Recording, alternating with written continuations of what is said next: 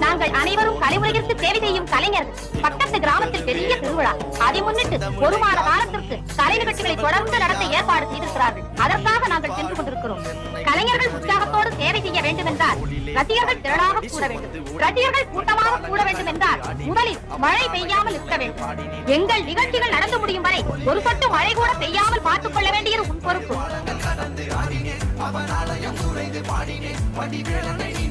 தந்தைக்கு உபதேசம் செய்து சுவாமி மலை ஆழ்பவனி மாம்பழத்தில் கோபம் கொண்டு கடவுளே, ஏறு கலப்பை எடுத்துக்கிட்டு வயலுக்கு புறப்படுறப்பெல்லாம் ஈஸ்வரான்னு உன்னை கும்பிட்டுட்டு தானே ஒவ்வொரு நாளும் புறப்படுறோம்.